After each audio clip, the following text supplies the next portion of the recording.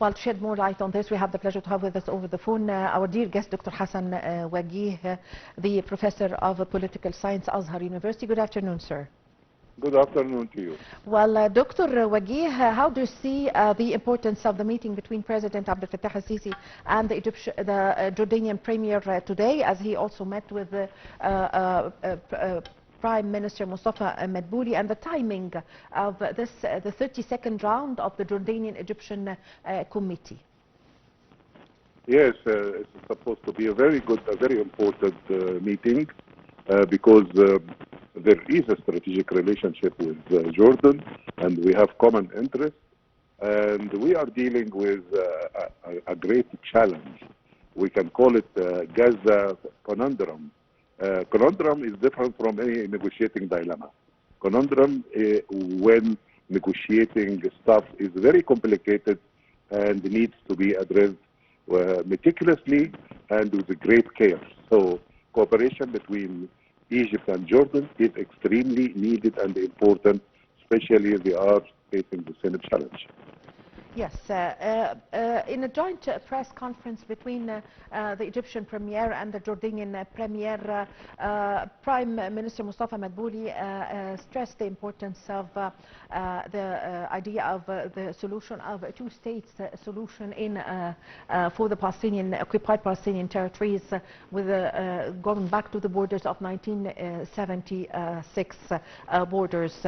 Also, from his side, the Jordanian Premier have thanked Egypt very much, and the Egyptian side, for the efforts and the support the Egyptian side have shown concerning the delivery of the humanitarian aid to the Gaza Strip. How did you follow the joint press conference between the Egyptian Jordanian premiers? Yes, if we analyze this press conference, yes, you can see that there is a treaty being signed regarding media cooperation.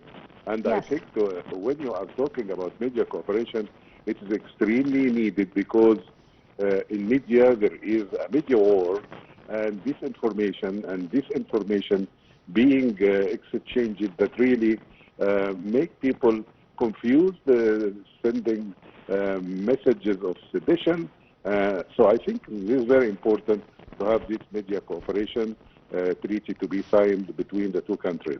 This number one. Yes. Number two, calling for actually recognizing the state of Palestine on the border according to all international laws and the resolutions that already the whole world is almost agreeing on, to recognize a Palestinian state and to announce that recognition is extremely stepped, and it is very compatible with all the fair-minded people in the world, and also it is very compatible with what President Biden recently asserted in a CNN interview yesterday. Yes. Yes, yes. As you've just mentioned, Dr. Wagih, there was a signing of an agreement in the media field that's true today between the Jordanian Egyptian premiers. Also, during the meeting, the joint press conference, Prime Minister Mustafa Madbouli spoke of the trade, the size of trade between Egypt and Jordan, and he said that it's around 60 million US dollars, the trade exchange. So how did you follow this part of the press conference concerning the trade and investment between Egypt and Jordan? Yes, let me just start by a part of your previous question, that they stressed the humanitarian aid and they stressed that the border crossing gate should be open for that. But when it comes to trade, of course, there is a very strong tendency and stance in both Egypt and Jordan to continue building sustainable development.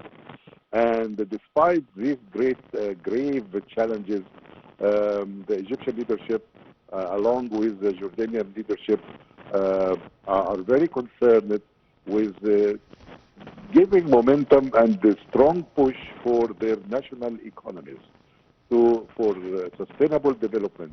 And I think the cooperation between Egypt and Jordan is part of that orientation from our political leadership and the Jordanian political leadership as well. Yes, yes. Thank you very much for your time. Thank you for your valuable information, Dr. Hassan Wagih, Professor of Political Science, Al-Azhar University. Thank you very much for joining us over the phone. Ladies and gentlemen, a short break and I want to be back with you.